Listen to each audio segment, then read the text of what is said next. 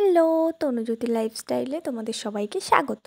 আসলে আমি তো সেইভাবে কোনো প্রফেশনাল ব্লগার নই, তাই আমি আমার মতন করে ছোটোখাটো একটু ভিডিও করার চেষ্টা করি।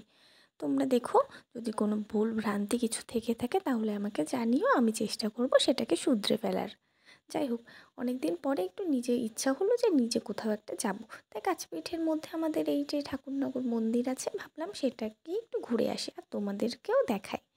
যাই হোক, সেইভাবে বাড়ি থেকে বেরিয়ে পড়ে এই স্কুটিটাকে দাঁড় করিয়ে মন্দিরের সামনে একটু ভিউটা নিচ্ছিলাম।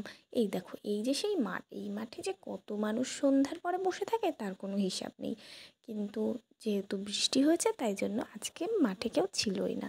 না হলে এই টাইমে বাবা গো, যে কী ভিড় থাকে প্রত্যেকটা কাপেলদের এখানে আসলে দেখা যাবে। তারপরে এই যে দেখলাম একটা কাকু, এই যে এখানে এটা হয়তো নতুনই লাগিয়েছে সোলার লাইট, ওখানে বসে বসে বিড়ি খাচ্ছিল, ভাবো তো। তারপরে আমি নাট মন্দিরের সামনে গিয়ে এই যে ভিডিওটা করলাম, মন্দিরকে দেখালাম, তোমরা সবাই একটু নমস্কার করে দিও। যাই হোক, তারপরে আমি নিজের মতন করে একটু ভিডিও করছিলাম সেলফি ক্যামেরা দিয়ে। তোমরাও দেখে জানিও যে আমাকে কেমন লাগছিল।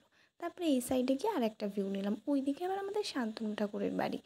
যাই হোক, তারপরে আমি একটু এই আশেপাশের ভিউটা নিচ্ছিলাম। তারপরে হেঁটে হেঁটে আমি একটু সিঁড়ির কাছে গিয়ে পুকুরের সাইডের ভিউটা নিলাম।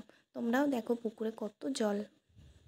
তারপরে আমি তো এই ক্যামেরাটা একটু সেট করে পুকুরে নেমেছিলাম, তারপরে আবার উঠলাম, উঠে আবার এই দিকে আসলাম সিঁড়ির দিকে, দেখছি যে কে কারা বসে আছে। আবহাওয়াটা খুব একটা ভালো ছিল না বলে সেরকম কেউ লোকজন ছিল না। তারপরে আমি এই দিক দিয়ে একটু ঘুরে ঘুরে ঘুরে ঘুরে তারপরে বাড়ির দিকে যাচ্ছিলাম। তো কিন্তু না, সরি, এখানেও আর একটা ভুল হয়ে গেল, বাড়ির দিকে না, আমি মানে একটু বেরোচ্ছিলাম এখান থেকে। তারপরে দেখলাম এই যে এই কাকুর এখান থেকে খাবার খাবো কিনা, তারপরে ভাবছি না, যাই, পরে খাবো। তারপরে টাটা করে চলে আসলাম, তারপরে একটা স্টিং খেয়ে নিলাম, তারপরে ক্যাফেতে আসলাম। ক্যাফেটা নতুনই হয়েছে, দেখো তোমরা জানিও ক্যাফেটা কেমন। তোমরা যদি ঘুরতে চাও তাহলে আমি অ্যাড্রেসটা বলে দেবো, চলে এসো। তারপরে চলে আসলাম সেই বিখ্যাত গোবরডাঙ্গার মোমো খেতে। তারপরে আমি 2 প্লেট মোমো নিয়েছিলাম, তাড়াতাড়ি করে মোমোগুলো খেয়ে তাড়াতাড়ি করে দেখো কত স্পিডে গাড়ি চালিয়ে বাড়ি চলে আসলাম। তারপরে তালা দিলাম আর আমার ব্লগটা এখানে এন্ড করলাম। টাটা।